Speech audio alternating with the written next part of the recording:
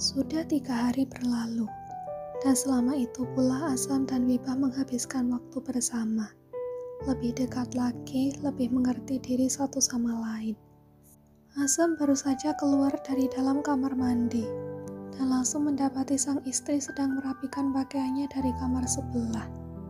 "Kamu memindahkan semua pakaianku ke sini?" tanyanya. Agar tidak perlu bolak-balik 2 kamar, hanya itu mengambil pakaian untuk kamu, Mas. Lagi pula kamar ini lebih besar, jawab Wibah seraya terus melanjutkan aktivitasnya. Perlahan Azam mendekat, ikut duduk di tepi ranjang bersama sang istri. "Kamu benar-benar sudah siap untuk tidur satu kamar denganku, sampai memindahkan semua pakaianku ke sini?"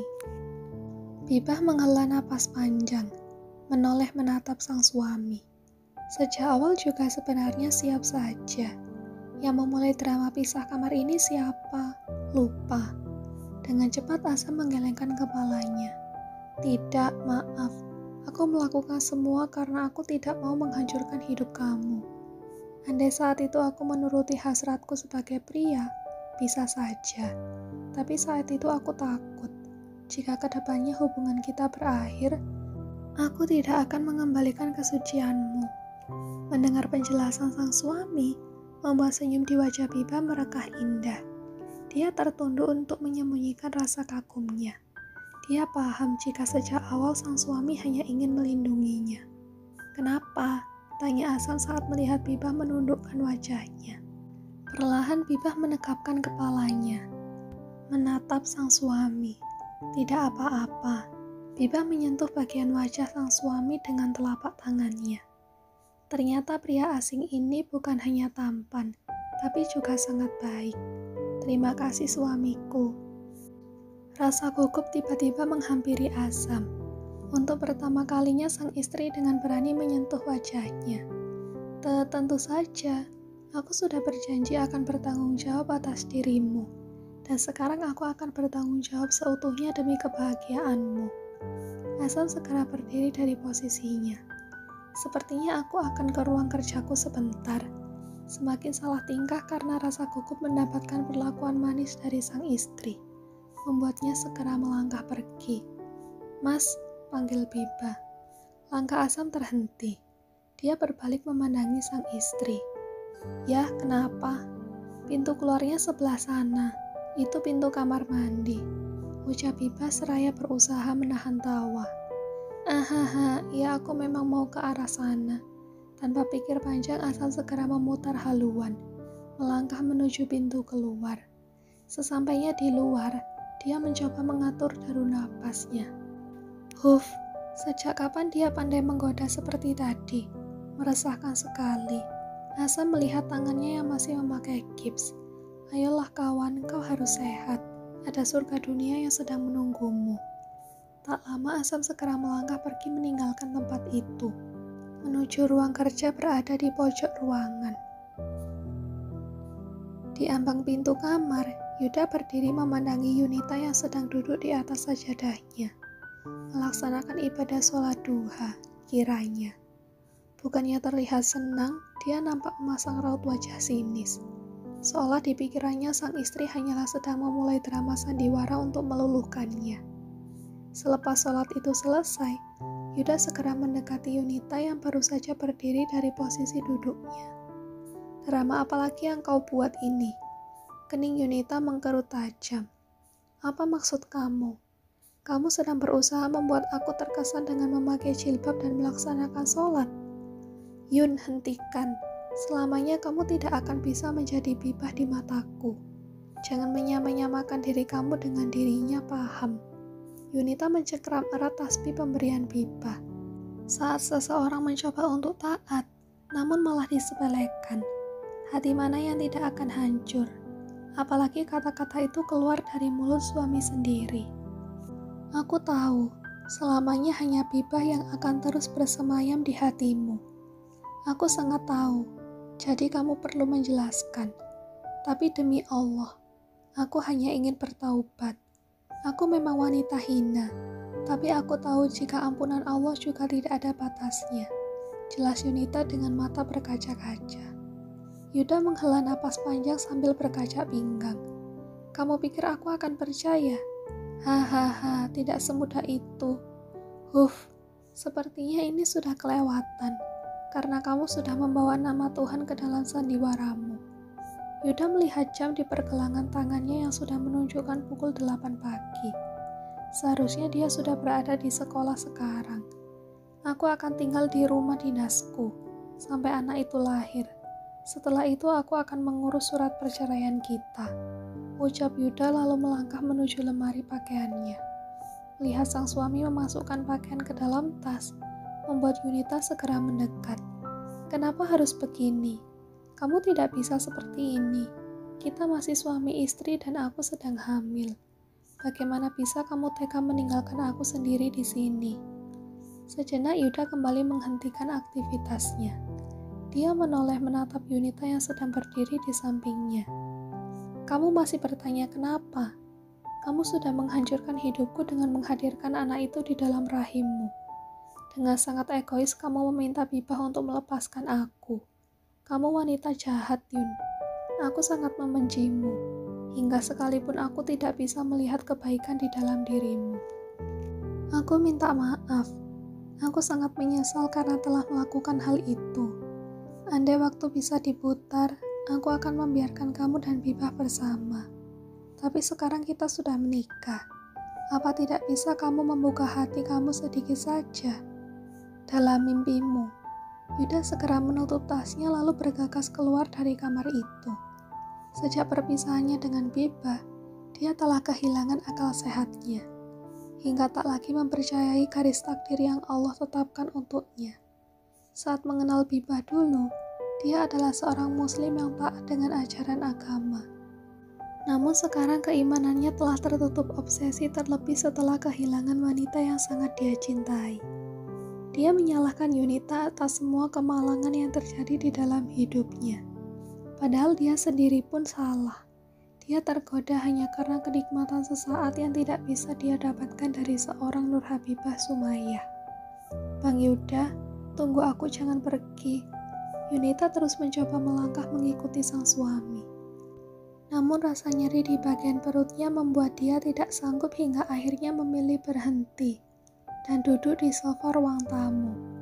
Yuda tak peduli dan terus melanjutkan langkahnya keluar dari rumah itu.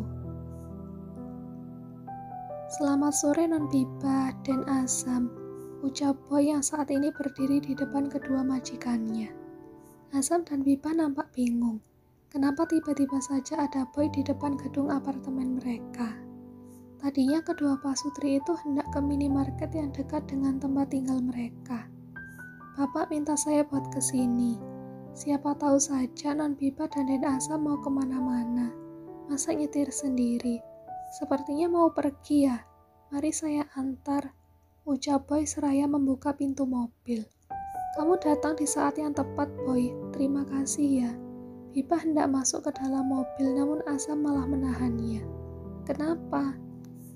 Tadi janjinya cuma mau ke minimarket depan. Kamu ngapain mau naik? Mau kemana? Tanya Azam heran.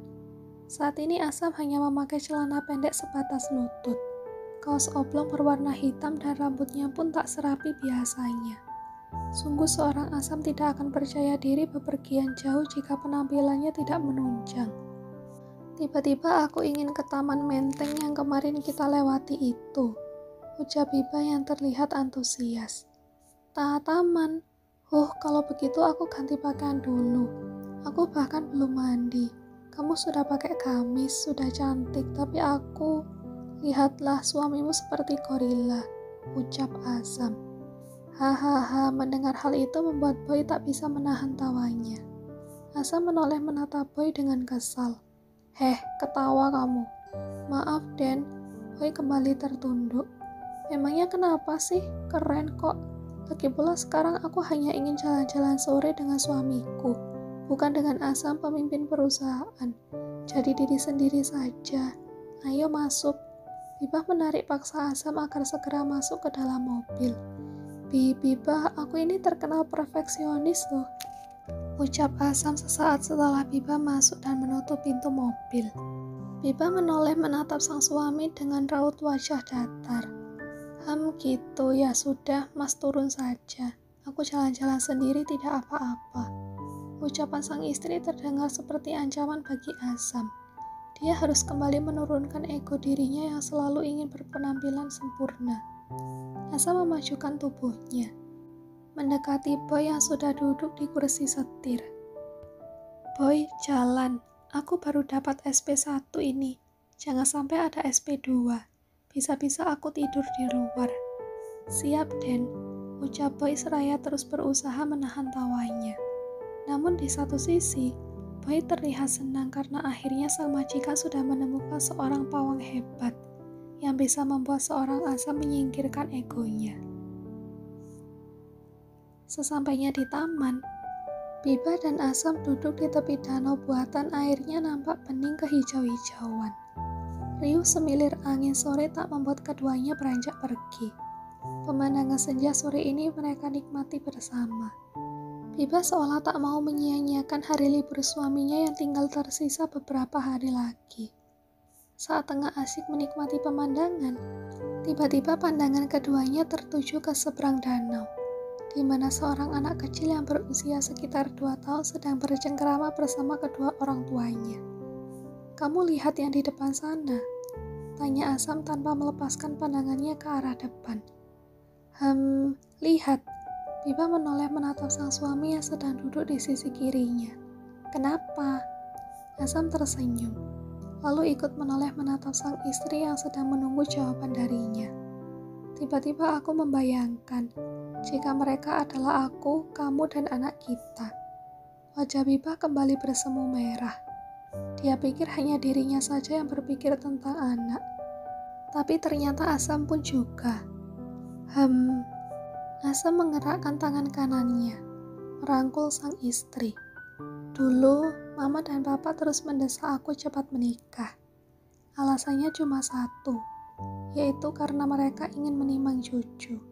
Sementara aku tidak pernah sekalipun berpikir ke arah itu. Tapi sekarang, sepertinya pikiranku berubah. Bukankah bayi itu sangat lucu? Sepertinya 3 cukup. 4 juga tidak buruk. Atau 11 saja seperti geng petir yang viral itu. Seketika mata Bibah membulat. 11? Iya, kenapa? Azam tersenyum sumringah karena tiba-tiba saja keinginan itu terlintas begitu saja.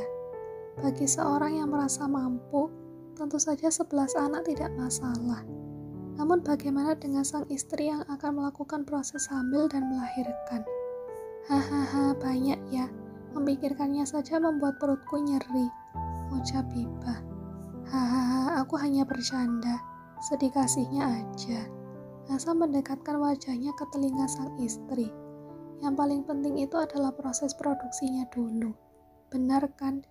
Biba terkekeh mendengar ucapan sang suami. Tidak juga sih, yang penting itu sembuh dulu. Lihatlah, tangan Mas saja masih bengkak begitu. Benar juga. Azam menghela napas panjang jika membayangkan kejadian malam itu. Rencanaku tak sesuai ekspektasi. Padahal aku sudah memesan kamar hotel khusus untuk pengantin baru. Biba sampai tak bisa berkata-kata, karena malam itu dia tidak tahu apapun tentang rencana yang dirancang oleh sang suami. Di tengah obrolan mereka, ponsel Biba tiba-tiba berdering tanda panggilan masuk. Saat melihat layar ponselnya, Biba mengerutkan keningnya karena yang meneleponnya adalah Yunita. Ya, beberapa hari yang lalu saat bertemu, mereka memang bertukar nomor ponsel. Siapa yang menelepon? Tanya Azam penasaran. Biba menoleh menatap sang suami. Haruskah dia menjelaskan? Dia takut Azam akan marah. Namun dia percaya pondasi awal pernikahan adalah kejujuran. Ini Yunita, istri Bang Yuda. Beberapa hari dia menemuiku untuk meminta maaf. Apa aku boleh mengangkat teleponnya, Mas? Tanya Biba yang terlihat takut-takut. Kamu kenapa ragu begitu? Angkat saja, tidak masalah. Ucap Azam seraya mengusap puncak kepala sang istri. Alhamdulillah, terima kasih, Mas. Tanpa pikir panjang, Biba segera menerima panggilan telepon itu. "Assalamualaikum Yun." Bibah tolong, aku tolong." Mendengar suara Yunita membuat Bibah merasa jika Yunita sedang dalam keadaan tidak baik-baik saja. "Yun, kamu sekarang di..." Bibah tidak bisa melanjutkan ucapannya saat panggilan telepon itu tiba-tiba saja terputus. "Astagfirullah," ucapnya dengan raut wajah khawatir. "Kenapa?" tanya Asam saat melihat sang istri nampak gelisah. Sejenak Bibah nampak berpikir, kira-kira di mana Yunita berada. Hingga akhirnya dia menoleh menatap sang suami. "Mas, sekarang kita harus pergi. Temani aku, ayo cepat." Bibah segera berdiri. Begitu juga dengan Azam. Dengan raut wajah bingung, Azam mengikuti langkah sang istri.